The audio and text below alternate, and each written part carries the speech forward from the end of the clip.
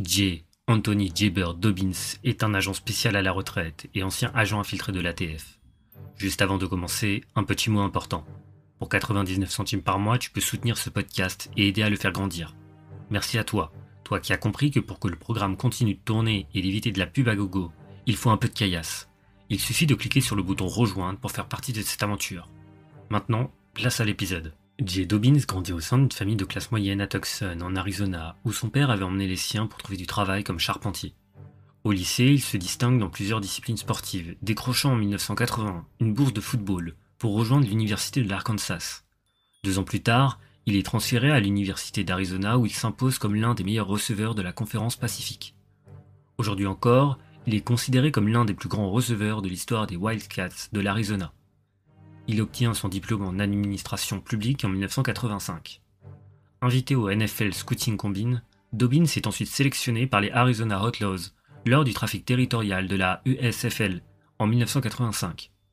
Il y joue une saison avant de tenter sans succès d'intégrer les Chicago Bears en NFL et les Ottawa Rough Riders dans la Ligue canadienne de football. Revenant sur la fin de son parcours sportif, il confie à l'auteur Mike Detty en 2020 « Je n'ai jamais eu de plan B. Mon plan A était de jouer au football et pendant mes années universitaires, j'avais pris la grosse tête. Finalement, je n'étais pas aussi doué que je le croyais. Quand tout s'est écroulé, je me suis demandé « et maintenant ?» Il se tourne alors vers une carrière dans les forces de l'ordre fédérales, envisageant d'abord le FBI ou les services secrets. Cependant, ne souhaitant pas d'un travail de bureau et encore moins porter un uniforme militaire, il s'oriente vers l'ATF. Dans une interview de 2006 avec les journalistes canadiens Julian Scheer et William Marsden, Dobbins explique son choix. L'ATF avait la réputation de faire du vrai travail de terrain. Il comprenait ce que c'était d'être un agent de la route ou un policier de rue. C'est ce qui fait la particularité de l'ATF. Ils n'ont jamais vraiment adopté l'image classique de l'agent fédéral en costume-cravate, notant les faits après coup. C'est ce qui se rapproche le plus d'un vrai flic de rue, tout en étant un agent fédéral. Jay Dobbins entra en 1987 à l'ATF en tant qu'agent spécial. À peine une semaine après avoir commencé ses opérations sur le terrain, il fut pris en otage sous la menace d'une arme dans un parc de caravanes près de l'aéroport de Tucson. Alors qu'il tentait de procéder à l'arrestation de Brent Provostguard, un criminel récemment libéré de prison, celui-ci le força à s'asseoir au volant d'une voiture banalisée de l'ATF. Entouré d'agents qui avaient dégainé leurs armes, Brent hurlait à Dobbins de démarrer. À cet instant, Dobbins pensa que de toute façon, il serait abattu. Valait mieux mourir entouré de ses collègues que d'être emmené dans le désert pour y être exécuté. Dans un geste de résistance discrète, il retira les clés du contact et les laissa tomber au sol. Brent tira alors une balle de calibre 38 qui traversa son poumon avant de ressortir par sa poitrine. Immédiatement, les autres agents ouvrirent le feu et tuèrent le forcené. Gisant dans la poussière, Dobbins se souvient s'être dit « Je viens à peine de commencer et je vais crever dans ce putain de parc à roulotte ». Gravement blessé, il fut transporté d'urgence à l'hôpital Kino Community. Cet événement marqua un tournant personnel douloureux. Sa jeune épouse de 21 ans, terrifiée par ce qui venait d'arriver, lui demanda d'abandonner sa carrière. Dobbins refusa catégoriquement, affirmant que c'était ce qu'il était destiné à faire. Peu de temps après, elle demanda le divorce. Malgré ses blessures, il refusa la retraite pour invalidité et retourna au travail quelques mois plus tard. Quand son superviseur lui proposa un poste de bureau, Dobbins répondit fermement qu'il n'était pas là pour faire des affaires avec un fax et un ordinateur. Son envie d'action restait intacte. Au printemps 88, il suivit une formation au Federal Law Enforcement Training Center en Géorgie. Alors qu'il était encore en formation, il reçut une offre pour intégrer temporairement les Dallas Cowboys pendant une grève de la NFL, mais il déclina, préférant poursuivre ce qu'il considérait désormais comme sa véritable vocation. Affecté à Chicago après sa formation, il travailla avec Chris Baileys, un autre agent qui, impressionné, déclara plus tard que Dobbins était l'un des meilleurs agents infiltrés qu'il n'ait jamais rencontré. Ensemble, ils se firent passer pour des trafiquants d'armes auprès de divers gangs du Southside. À Chicago, Dobbins rencontra Gwen, une artiste graphique originaire de Tucson, qu'il épousa par la suite. Mais son passage à Chicago fut tout aussi dangereux. En août 89, lors d'une opération visant les Vice Lords, Dobbins fut renversé par la voiture des suspects, alors qu'ils tentaient de bloquer leur fuite. Malgré 2 rotules déboîtées et un violent choc contre le pare-brise, il parvient encore à tirer sur la voiture avant de s'effondrer au sol.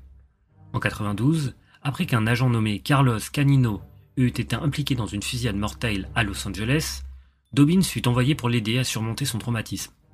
Selon Dobbins, la solidarité entre agents était primordiale, car les rôles peuvent vite s'inverser. Cette amitié marqua le début d'une collaboration durable entre les deux hommes, notamment lors de l'opération Black Biscuit, plusieurs années plus tard. Après l'attentat d'Oklahoma City en 1995, Dobbins fut chargé d'enquêter sur des cibles du mouvement milicien au Nevada.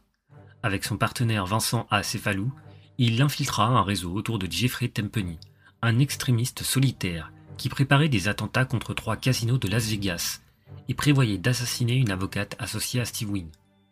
Les agents enregistrèrent Tempeny alors qu'il exposait froidement ses projets, affirmant qu'il avait un cœur noir. Grâce à leur intervention, Tempeny fut arrêté en possession d'explosifs et condamné à 7 ans de prison.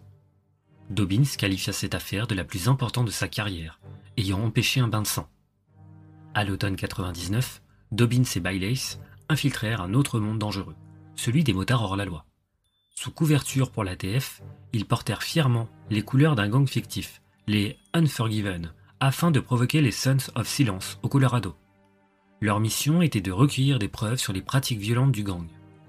Lors d'une confrontation particulièrement brutale dans un bar, Dobbins fut attaqué par un géant de 2 mètres et 135 kg, Douglas Luckett. Dans une bagarre féroce de 15 minutes, il résista pour protéger son faux patch, réussissant à s'en sortir en frappant son agresseur au visage avant de s'enfuir en sang, mais invaincu. L'opération aboutit quelques semaines plus tard à l'arrestation de nombreux membres du gang pour des centaines de chefs d'accusation. Au cours de ses 20 ans de carrière, J. Dobbins mena plus de 500 opérations sous couverture, acquérant une expertise pointue en matière de crimes violents, trafic d'armes et de drogue, infiltration de gangs, cambriolage et affaires de contrats d'assassinat. Il forma également de jeunes recrues à l'Académie nationale de l'ATF. Dobbins s'était forgé une réputation indiscutable, celle d'un homme prêt à risquer sa vie encore et encore pour son devoir. Au cours d'une opération baptisée Opération Rooster, J. Dobbins et son partenaire de l'ATF, Louis Quinones, s'infiltrèrent dans une faction de l'Aryan Brotherhood en Arizona. Pour gagner la confiance de cette organisation violente, ils mirent en place une couverture selon laquelle ils achetaient des bombes artisanales destinées à régler des dettes et à commettre des meurtres sur commande. Pendant une période de 100 jours, Dobbins et Quinones achetèrent méthodiquement une centaine d'engins explosifs improvisés, opérant dans une tension constante, chaque échange pouvant à tout moment dégénérer en violence. Jour après jour, ils alimentaient la croyance de leurs interlocuteurs qu'ils étaient des criminels sans scrupules, jouant leur rôle avec un sang-froid implacable. Cette patience et cette précision finirent par porter leurs fruits. L'opération permit de collecter des preuves accablantes contre les membres du gang, ouvrant la voie à de multiples arrestations et démantelant une partie de cette cellule meurtrière de l'Aryan Brotherhood. En septembre 2001, J. Dobbins fut envoyé sous couverture à Bullhead City en Arizona, dans le cadre de l'opération Riverside. Plusieurs chasseurs de primes locaux s'étaient lancés dans le trafic d'armes vers le Mexique, et l'ATF mena cette opération pour mettre fin à ce réseau de trafic. Thierry Marsden décrivirent Bullhead City comme une ville poussiéreuse et sale, le genre de lieu que l'on retrouverait dans les vieux westerns de cow-boys. Située juste en face de la rivière, à la frontière de l'Arizona, et dominée par les casinos du Nevada, cette ville ressemblait à une décharge derrière le glamour du strip de Las Vegas. Des magasins d'armes, des motels sordides et des bars encore plus douteux étaient les repères de buveurs, de motards et de bandits. Exactement le genre d'endroit où un policier comme Dobbins pouvait s'intégrer sans attirer l'attention. Sous couverture, Dobbins se fit passer pour un homme de main et un collecteur de dettes pour les casinos de Las Vegas. Son rôle consistait à maltraiter les joueurs endettés à l'aide d'une batte de baseball, tout en œuvrant également en tant que trafiquant d'armes vers le Mexique, comme une activité secondaire. Au fur et à mesure que sa réputation de trafiquant d'armes grandissait, plusieurs de ses clients firent appel à lui pour commettre des meurtres. Dobbins enregistra sous couverture 5 demandes de meurtre payées, ce qui permit à l'ATF d'effectuer plusieurs arrestations pour complot en vue de commettre des meurtres. Le principal syndicat criminel de la région, les Hells Angels, s'intéressait de près à ce nouveau trafiquant audacieux. Dobbins raconta à Thierry Marsden « Je n'avais même pas besoin d'une introduction, ils savaient déjà plus de choses sur moi que moi sur eux. » Ainsi, plusieurs membres des Hells Angels viennent le voir, lui proposant un partenariat, convaincus qu'il pouvait leur être utile dans leurs activités criminelles. Le 26 avril 2002, une violente altercation éclata entre les Hells Angels et leurs rivaux jurés les Mongols, en plein cœur d'un casino du Nevada, bondé de spectateurs innocents. Cet incident poussa les autorités fédérales à lancer une enquête sous couverture, nommée Opération Black Biscuit, dans laquelle J. Dobbins participa. Ce même soir, Dobbins entra au Flamingo Hilton, un hôtel où résidaient les Hells Angels, accompagné de l'agent de l'ATF, Darin Kozlowski, qui se fit passer pour un trafiquant d'armes californien. Dobbins se souvient. Le casino s'est figé comme nous sommes entrés. Il remarqua que tous les Hells le fixaient lui et Kozlowski, un regard lourd de suspicion. Il apprit plus tard que les Hells pensaient qu'ils étaient des espions envoyés par les Mongols. Au bar du Flamingo Hilton, Dobbins rencontra pour la première fois Donald Smithy Smith, un membre influent du chapitre des nomades des Hells Angels basé en Arizona. À ses côtés se trouvait une agente sous couverture de l'ATF, Jenna McGuire, une jeune femme de 29 ans, jolie, aux longs cheveux et au sourire éclatant. Selon Cheer et Marsden, McGuire était là pour jouer le rôle de la petite amie de Dobbins dans le cadre de l'opération Black Biscuit. Bien que McGuire sache que Dobbins était un policier sous couverture, c'était la première fois qu'elle le rencontrait en personne. La bagarre qui éclata entre les Hells et les Mongols au casino entraîna un retrait de plusieurs agents sous couverture par l'ATF, par crainte qu'ils ne soient tués ou forcés de commettre un meurtre. Le départ précipité de ces agents les fit paraître lâches, ce qui conduisit les Hells à perdre tout respect pour eux, entraînant ainsi l'annulation de l'opération Five Star. Dobbins se trouvait chez lui au moment où la bagarre éclata, vers 2 heures du matin, et il nota avec une certaine distance « Je n'étais pas impliqué là-dedans ». Dans les semaines qui suivirent, plusieurs membres des Hells Angels rendirent visite à Dobbins chez lui pour discuter de la bagarre. Jusqu'à ce moment, la mission principale de Dobbins n'avait pas été de cibler directement les Hells Angels. Il observa qu'avant la bagarre, l'opinion générale au sein du siège de l'ATF à Washington était que les Hells Angels étaient des vétérans du Vietnam épuisés, qui aimaient rouler en moto et consommer de la drogue. Mais après l'incident, la vision des Hells Angels évolua radicalement, et à Washington, il était désormais perçu comme une menace réelle. Pour infiltrer les Hells Angels en Arizona, Joe Slatala de l'ATF de Phoenix mit au point un plan complexe, créer un pseudo-chapitre d'un véritable gang de motards mexicains, le Solo Angeles Motorcycle Club, en Arizona. Ce groupe serait constitué exclusivement d'agents sous couverture et d'informateurs, cherchant à établir une alliance avec les Hells Angels. Slatala remarqua que le long processus de recrutement des Hells Angels rendait difficile l'infiltration et que l'exigence pour un postulant de commettre des actes illégaux compliquait encore la tâche des policiers sous couverture. Il décida alors de mettre en place ce pseudo-chapitre pour donner aux agents sous couverture une chance d'accéder aux Hells Angels et d'obtenir des preuves pour une mise en accusation, tout en évitant les obstacles qui empêchaient habituellement l'infiltration. Rudy Kramer, un motard affilié au Solo Angeles, était un informateur de l'ATF depuis décembre 2001. Il entretenait de bonnes relations avec les Hells Angels, auprès desquels il achetait régulièrement des armes et était proche de Robert Bad Boy Johnson, le président du chapitre de Mesa des Hells Angels. Slatala voulut que Dobbins soit le vice-président du pseudo-chapitre Solo Angeles, car il avait déjà une relation de travail avec les Hells Angels à Bullhead. Cependant, les responsables de l'ATF sur l'opération Riverside ne voulaient pas perdre Dobbins au profit de l'opération Black Biscuit, ce qui provoqua un long conflit avant que Dobbins ne soit finalement affecté à Black Biscuit. Pour sa mission, Dobbins prit l'alias de Jay Davis, un prénom qu'il choisit car il voulait un nom auquel il pourrait répondre sans hésitation. Davis étant le nom de jeune fille de sa grand-mère. Dobbins la décrivit comme une femme dure et travailleuse, et il choisit cet alias pour lui rendre hommage. Aux côtés de Dobbins se trouvait Billy Long, un policier de Phoenix, jouant le rôle de son homme de main, Carlos Canino, un agent de l'ATF d'origine portoricaine, qui incarnait un trafiquant de drogue mexicain, en quête de la cocaïne volée par un cartel colombien, ainsi qu'un criminel de carrière et informateur de l'ATF surnommé Pops, chargé de commettre les crimes que les agents sous couverture ne pouvaient pas réaliser. En raison de la législation sur la souveraineté mexicaine, Dobbins et les autres agents de l'ATF ne pouvaient pas opérer directement au Mexique, et Pops était envoyé en mission lorsque nécessaire. Dobbins avait un avis mitigé sur Kramer, le qualifiant de malin et stupide, un homme intelligent mais manquant de bon sens, bien que très futé dans la rue. Au cours de près de 2 ans d'opération sous couverture, Dobbins et son équipe infiltrèrent les Hells Angels, principalement en Arizona. Dobbins se fit passer pour un trafiquant d'armes et un membre des Solo Angeles, cherchant à rejoindre les Hells Angels. À la fin de juillet 2002, Kramer présenta Dobbins et les autres membres du pseudo Solo Angeles lors d'un rassemblement de motards à Dennis Dean-Bistin du chapitre nomade des Hells Angels en Arizona. Kramer rassura Denis « On n'est pas là pour voler votre gloire. On a nos affaires du Mexique à déplacer des armes vers l'Arizona vers le Mexique. On n'est pas là pour empiéter sur vos affaires de drogue. » Dobbins ajouta que les Hells Angels apprécièrent le fait que nous respections le protocole. Le 1er août 2002, Kramer présenta Dobbins à Robert Bad Boy Johnson. La rencontre se déroula bien et à 23h, Dobbins invita Johnson à boire au Spirit Lounge, un bar prisé des Hells Angels.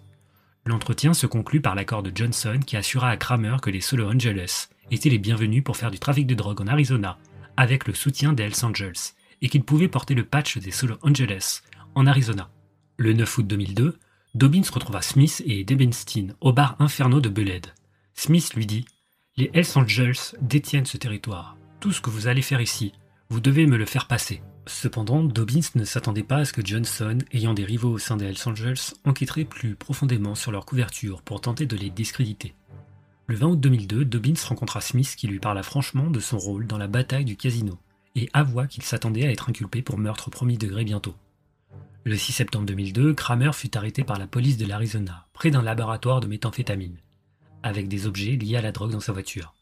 Ses problèmes de dépendance en firent un risque pour l'opération Black Biscuit. À partir de là, Dobbins prit le rôle de président du chapitre Solo Angeles en Arizona. Le 9 septembre 2002, Canino et Dobbins rencontrèrent Craig Kelly, le président du chapitre des Hells Angels de Tucson, et un autre membre de ce chapitre, Douglas Dam, chez Kelly. Les Hells Angels commencèrent à se méfier de Dobbins lorsqu'il refusa d'avoir des relations sexuelles avec une jeune fille de 18 ans qu'ils lui offrirent comme cadeau lors d'une de leurs fêtes. Cela mena à des rumeurs le qualifiant de gay. Dobbins, marié, demanda à ses supérieurs de lui assigner une agence de l'ATF pour jouer le rôle de sa petite amie, sachant que les Hells n'aimaient pas les hommes soupçonnés d'être homosexuels. Mais trouver une agente disposée à jouer ce rôle se révéla difficile. Finalement, Dobbins recruta Jenna McGuire, qui joua le rôle de sa petite amie, pour mettre fin aux rumeurs sur sa sexualité. Lors d'un autre rendez-vous à l'Inferno au bar de Bullhead, McGuire se présenta sous le nom de Geneviève, et les deux rencontrèrent Smith et sa femme Lydia. Lorsque Smith suggéra à McGuire de participer à un concours de t-shirts mouillés en gardant une partie des gains pour lui, McGuire répondit sèchement « Je ne vais pas montrer mes seins dans un concours de t-shirts mouillés pour que tu mettes de l'argent dans ta poche. » Dobbins commenta « Elle ne voulait pas être une de ces filles de bar. Elle s'est conduite avec dignité. » Lors d'une fête le 21 janvier 2003, Johnson confia à Dobbins qu'il avait joué gros pour que les autres présidents des chapitres acceptent les Solo Angeles en Arizona. Dobbins s'expliqua en 2006 « Les Hells m'ont accepté parce que je n'ai pas cherché à les impressionner de manière flagrante. Je leur ai montré ce qu'ils voulaient voir. Confiance, caractère, intelligence, argent, loyauté, courage, fierté. Puis je me suis mis en retrait et je les ai laissés venir à moi. » Dobbins gagna suffisamment de respect pour être autorisé à emporter des armes dans les clubhouses des Hells Angels, ce qui n'est normalement pas permis aux non-membres. Il disait « Je suis un collecteur de dettes, les gens ne m'aiment pas, ils sont en colère contre moi, alors je garde mes armes avec moi. » En février 2003, Dobbins participa à la Prison Run des Hells, un trajet en moto à travers le désert jusqu'à la prison fédérale de Florence, Colorado, où il faisait une tournée. Ce même mois, Dobbins reçut un appel de Slatada, lui ordonnant de quitter immédiatement sa maison et de se rendre au bureau de l'ATF. Là, il apprit qu'un informateur de la DEA avait découvert que Robert Chico Mora, président des Hells Angels à Phoenix, avait décidé de tuer tout le chapitre des Solo Angeles en Arizona. Mora, un homme de 1m90 pour 136 kg, était un ancien champion de boxe en prison et expert en armes blanches. Dobbins, redoutant que l'opération Black Biscuit soit terminée, chercha à sauver la situation en rencontrant Johnson. Le 28 février 2003, Dobbins rencontra Johnson et après avoir montré des preuves de son appartenance légitime aux Solo Angeles, Johnson contacta Mora pour le convaincre de cesser ses menaces. Cependant, Dobbins ne pouvait pas échapper à la violence interne des Hells Angels. Après la mort de Cyber le 22 mars 2003, une guerre interne entre les Hells devenait évidente. Les tensions au sein du groupe augmentaient, rendant la situation de plus en plus dangereuse pour Dobbins. Lors d'une réunion chez Smith, ce dernier mentionna comment les Sons of Silence avaient été démantelés par l'ATF en 1999 et expliqua que cela ne se reproduirait jamais avec les Hells Angels. Pourtant, la paranoïa envers les infiltrations demeurait. Les Hells avaient même un détective privé qui enquêtait sur Dobbins, mais il n'en découvrit rien d'incriminant. Afin de passer plus de temps avec ses enfants, Dobbins expliqua aux Hells qu'il était divorcé et que ses enfants ne le voyaient que rarement. Un jour à Tucson, il rencontra Robert McKay, président du chapitre de Tucson, alors qu'il se promenait avec sa fille de 12 ans, Dale. Il lui murmura « Fais comme je t'ai dit ». Après l'entretien, il remercia sa fille pour son rôle et lui interdit de dire à sa mère qu'elle avait rencontré McKay. Le 11 mars 2003, Dobbins suggéra à McKay de l'accompagner pour battre un playboy qui devait de l'argent à un casino de Las Vegas. Le 12 mars, ils confrontèrent un agent sous couverture de l'ATF, Eric Rutland, qui jouait le rôle du playboy dans un restaurant de Tucson. À la suite de la rencontre, Dobbins obtient un chèque de $17 000 de Rutland. Plus tard, lors d'un voyage à Las Vegas avec Bobby Renstra, le sergent d'armes du chapitre de Skull Valley, Dobbins impressionna les autres Hells Angels en obtenant l'accès à un casino de Las Vegas, malgré leur code vestimentaire, grâce à ses relations avec la police locale. Dobbins continua à tisser des liens avec les membres du groupe, notamment avec Lou, un ancien gangster qui, après avoir témoigné contre la mafia, livra une série d'armes illégales aux Hells Angels. Renstra confia à Dobbins qu'il se livrait à des extorsions, du trafic de drogue et de la prostitution, et qu'il avait tué des rats, c'est-à-dire des informateurs, prouvant ainsi à quel point il était impliqué dans des activités criminelles violentes.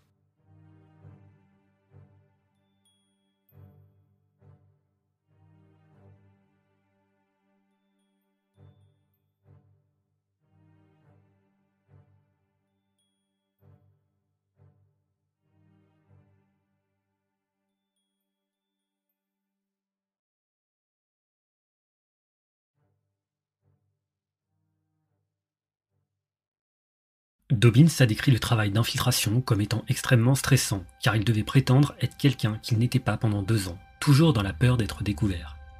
Il est resté en contact avec Bayles, dont la mission était de s'assurer que ma tête était en ordre, comme Dobbins l'a exprimé.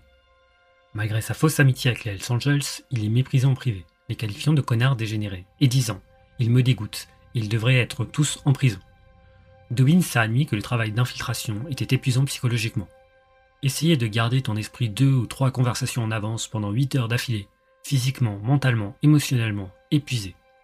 Faire cela jour après jour et mois après mois est presque impossible.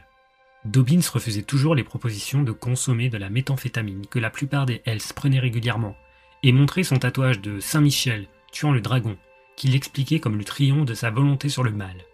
Dobbins affirmait être un ancien addict à l'héroïne qui avait été sans abri et qu'il ne voulait pas replonger dans la toxicomanie.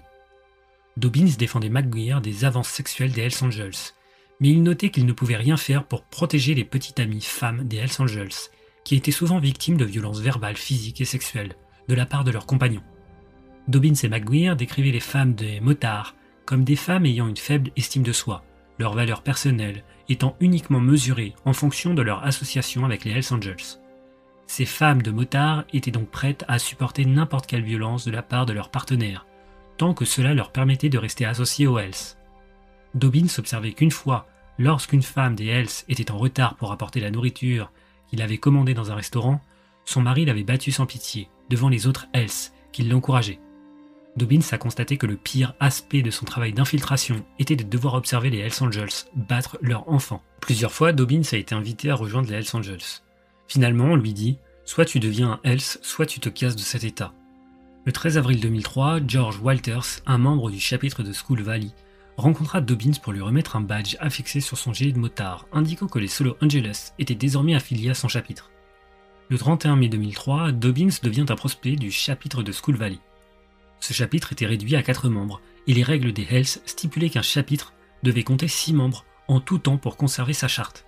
Teddy Toth, le président du chapitre de Skull Valley, était désespéré de recruter de nouveaux membres pour maintenir son chapitre, d'où sa volonté de placer Dobbins et les autres Solo Angeles sur la voie rapide pour rejoindre son chapitre.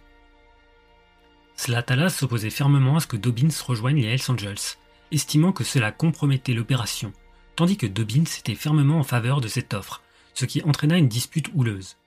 Slatala estimait que Dobbins avait déjà recueilli suffisamment de preuves pour porter des accusations en vertu de la loi RICO contre les Hells Angels, ce qui rendait inutile son intégration dans le club et retarderait l'inculpation d'1 an ou plus. Dobbins, en revanche, pensait que l'opération devait aller plus loin, croyant qu'il apprendrait davantage sur les activités criminelles des Hells Angels en devenant un membre patché. Une tension persistait au sein de l'ATF entre les agents de terrain et les responsables. En compromis, Slatala décida que Dobbins pourrait rejoindre les Hells Angels, mais que les charges seraient déposées le 8 juillet 2003. Dobbins décrivit la vie de prospect comme dégradante, où il était constamment à la disposition des Hells Angels et devait accomplir des tâches subalternes pour eux, à toute heure. Le 12 juin 2003, Dobbins fut appelé pour se préparer à de la violence car les Hells avaient entendu une rumeur selon laquelle les bandidos prévoyaient de perturber une réunion de motards à Las Vegas cette nuit-là. Les Hells se sont armés pour la réunion, et pendant le trajet vers Las Vegas, Dobbins appela Slatala pour lui demander de renforcer la présence policière sur les lieux de la réunion, car il ne pouvait pas légalement commettre un meurtre en tant que policier et ne voulait pas compromettre sa couverture. Dobbins fut affecté à une équipe de sécurité armée à la réunion, et reçut l'ordre de fumer tout bandidos qu'il verrait sur place. Mais la forte présence policière déployée par Slatala dissuada les bandidos de se présenter.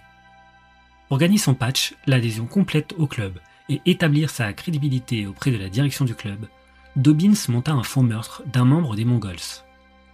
Dobbins avait été informé que c'était la politique des Hells. Tu vois un Mongol, c'est ta responsabilité de le tuer. Dobbins dit à Todd et aux autres Hells Angels du chapitre de The Skull Valley qu'il avait l'intention de tuer un Mongol au Mexique. Il demanda à Joby Walters du chapitre de Skull Valley une arme qu'il lui fournit. Mais Dobbins ne se rendit pas au Mexique comme il l'avait prétendu, restant en Arizona avec sa femme et ses enfants. Dobbins affirma lors d'un appel téléphonique à Todd que Pops, l'informateur visiblement épuisé par le travail sous couverture, avait tenté de tuer un Mongol et avait été tué en retour. Ce récit visait à l'écarter, Pops, du travail sous couverture avant qu'il ne fasse une crise nerveuse. Un agent des forces de l'ordre, déguisé en motard des Mongols, fut éclaboussé de sang et de cervelle d'agneau, photographié et filmé allongé dans une fosse peu profonde. Dobbins fit parvenir aux Hells un gilet de motard en cuir avec les écussons du club et fournit une vidéo et des photos du meurtre. Dobbins raconta à Todd et Renstra un récit très graphique du supposé meurtre au Mexique et obtient leur approbation. Todd lui dit « Tu as fait ce qu'il fallait. Bienvenue, tu es un Hells Angels maintenant. » Walters informa Dobbins que les Solo Angeles rejoindraient officiellement les Hells en août 2003 et que leur adhésion avait été approuvée par Barger. Selon Dobbins et l'ATF, la direction des Hells Angels vota pour admettre Dobbins en tant que membre patché complet du club 2 jours après le meurtre simulé, renonçant à la période probatoire d'1 an normalement requise pour les membres prospectifs. Les supérieurs de Dobbins à l'ATF souhaitaient porter des accusations dès que possible, estimant qu'ils avaient suffisamment de preuves pour des charges RICO et considérant que le faux meurtre était une perte d'argent et de temps. Dobbins voulait prolonger l'opération, croyant qu'il obtiendrait plus d'informations en tant que Hells Angels patché de confiance qui avait tué un homme. Slatala voulait fermer l'opération Black Biscuit, car il souhaitait déposer les charges dès que possible et ne voulait pas attendre 1 ou 2 ans supplémentaires pour que Dobbins fournisse plus de preuves en tant que Hells Angels patché. Dobbins comparait l'opération Black Biscuit à un marathon et comparait l'arrêt de l'opération à l'arrêt du marathon à quelques kilomètres de la ligne d'arrivée. Dobbins affirmait « Tu sais que ça va être douloureux, ça va être horrible, je vais souffrir, je vais en payer le prix après, mais je vais courir les 6 km supplémentaires dont j'ai besoin pour le finir. »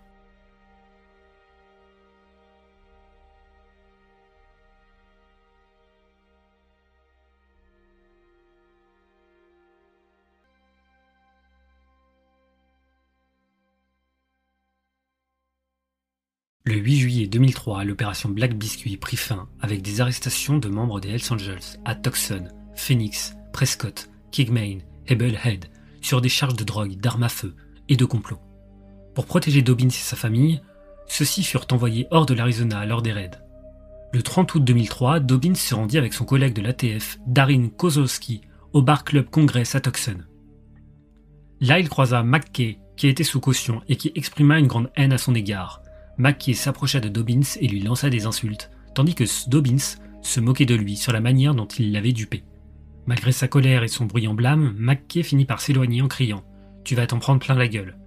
Le lendemain, McKay fut arrêté pour avoir proféré des menaces de mort et sa caution fut révoquée. McKay insista sur le fait qu'il n'y avait aucun témoin de l'incident et découvrit à sa grande surprise que Kozlowski, qu'il croyait être un autre motard, était aussi agent de l'ATF. Cet incident obligea Dobbins et sa famille à quitter temporairement l'Arizona, ce qui causa beaucoup de souffrance à sa famille. Dobbins confia à Thierry Marsden « Ma famille adore vivre ici. Encore une fois, ma famille va payer pour ce que j'ai fait dans ma vie professionnelle. Ma famille va en payer le prix. » En 2005, Dobbins et sa famille furent contraints de déménager à nouveau, lorsque les Hells Angels mirent un contrat sur sa tête avec l'Ariane Brotherhood.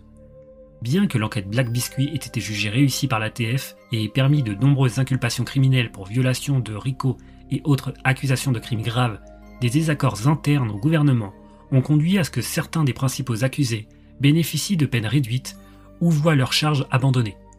En septembre 2005, le juge en charge de l'affaire critiqua sévèrement le département de la justice pour avoir fait une divulgation légalement incorrecte des informations aux avocats de la défense, jugeant que l'accusation n'avait pas respecté les demandes de divulgation des avocats de la défense. La décision du juge affaiblit le dossier du département de la justice, ce qui rendit l'accusation ouverte aux accords de plaidoirie. Le 17 février 2006, la majorité des Hells Angels inculpés dans l'opération Black Biscuit conclurent des accords de plaidoirie, reconnaissant leur culpabilité pour des accusations moindres, en échange de l'abandon des accusations RICO. Johnson déclara aux médias après son accord de plaidoirie que Dobbins et les autres étaient de sacrés bons acteurs. Todd plaida coupable d'entrave à la justice en échange du retrait des accusations RICO. Mora, le Hells Angels qui avait accusé Dobbins d'être un policier sous couverture, fut reconnu coupable de possession d'armes interdites à un criminel. En 2004, à la suite de la divulgation de son identité réelle lors des poursuites liées à l'opération Black Biscuit, Dobbins et sa famille deviennent la cible de menaces de mort émanant de diverses organisations, y compris des membres et associés des Hells Angels, de l'Aryan Brotherhood et de MS-13. Selon les rapports d'enquête officiels des agences de surveillance gouvernementale, la direction de l'ATF n'avait pas pris les mesures raisonnables nécessaires pour protéger Dobbins et sa famille des menaces de violence et de mort confirmées. La direction de l'ATF retira les mesures de protection de la famille Dobbins, arguant que cette mesure n'était plus justifiée. Dobbins affirma que cette décision avait été prise illégalement et en représailles pour avoir dénoncé l'échec de l'ATF à protéger ses agents sous couverture. Le 10 août 2008, 4 mois après que l'ATF ait rendu publique l'adresse de sa maison, celle-ci fut la cible d'une attaque criminelle par incendie en pleine nuit, alors que sa femme et ses 2 enfants dormaient à l'intérieur. Heureusement, ils s'en sortirent avec seulement des blessures liées à l'inhalation de la fumée, mais l'incendie détruisit la maison et la plupart des biens de la famille. Les responsables de l'ATF insistèrent pour concentrer l'enquête sur Dobbins en tant que principal suspect de l'incendie de sa propre maison, malgré les conclusions des enquêteurs et les preuves crédibles indiquant l'implication d'autres suspects connus. Dobbins intenta plusieurs poursuites judiciaires et remporta une victoire devant le tribunal en 2014. Ce verdict fut toutefois porté en appel devant la Cour suprême des États-Unis, mais l'affaire ne fut pas retenue. Le juge Francis Allegra, dans son verdict de 54 pages de la Cour des réclamations fédérales, mit en cause l'ATF pour représailles et mise en danger en raison des tentatives de l'agence de piéger Dobbins. Allegra conclut que l'ATF avait agi de manière corrompue en tentant de couvrir ses erreurs, en retenant des preuves et en utilisant des témoignages sous serment faux. Dobbins a pris sa retraite de l'ATF en janvier 2014. Il possède et gère le J. Dobbins Group, spécialisé dans la formation des forces de l'ordre. Dobbins intervient comme conférencier sur des sujets liés à l'application de la loi et donne des cours sur le travail d'infiltration en tant que professeur adjoint à l'Université de l'Arizona. Il agit également comme consultant auprès de l'industrie du cinéma et de la télévision.